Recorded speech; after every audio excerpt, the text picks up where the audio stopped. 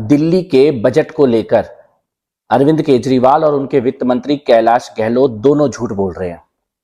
कड़वा सच ये है कि पिछले 3 महीने से केजरीवाल ने, मनीष सिसोदिया ने कोई काम ही नहीं किया, केवल राजनीति की। कभी गुजरात चले गए, कभी भगवंत मान के हेलीकॉप्टर में बैठकर कर्नाटक चले गए, मध्य प्रदेश चले गए, लेकिन अपने दफ्तर नहीं गए। आपको पता है, पूरे साल में अरविंद केजरीवाल केवल 13 दिन अपने दफ्तर गए हैं और पिछले 3 महीने में 1 दिन भी दफ्तर नहीं गए।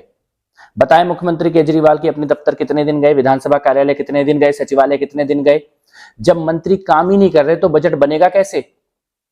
आपका बजट सही टाइम पर तैयार होकर विधानसभा में प्रस्तुत हो, ये मोदी जी की जिम्मेदारी नहीं है, ना ये उपराज्यपाल जी की जिम्मेदारी है, ये आपकी जिम्मेदारी है। ये काम आपको और आपके मंत्रियों को पूरा करना था, लेकिन वो काम आपने किया नहीं।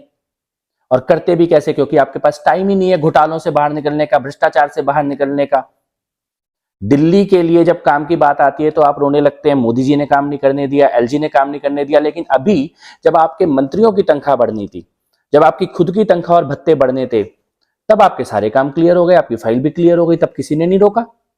इस प्रकार का सफेद झूठ ये बोलना बंद कर दीजिए। दिल्ली की जनता को अब दिख रहा है कि आप कैसे सफेद झूठ बोलते हैं, और बजट में किए हुए पिछले वादे वो भी अभी तक पूरे नहीं हुए हैं, और इस बार आप नया झूठ का पुलिंदा तैयार करने, उसकी घोषणा करने की तैयारी कर रहे हैं। बजट में एलजी को या मोदी जी को जिम्मेदार ठहराने से पहले केजरीवाल खुद बताएं कि वो कितने दिन अपने दफ्तर गए, बजट के ऊपर कितने दिन काम किया, कितनी मीटिंग उन्होंने ली, मनीष सिसोदिया ने कितनी मीटिंग ली, बाद में कैलाश गहलोत ने कितनी मीटिंग ली। जब आप और आपके मंत्री काम ही नहीं कर रहे हैं तो कैसे समय पर विधानसभा में बजट आ पाएगा?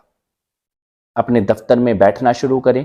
जितने दिन तिहाड़ से बाहर हैं, उतने दिन दिल्ली की जनता से जो वादे किए थे उनको पूरा करने की कोशिश कीजिए। इस प्रकार की बहानेबाजी और झूठ ये बहुत हो चुका। दिल्ली की राजनीति में इस प्रकार के झूठ का अब अंत होना चाहिए।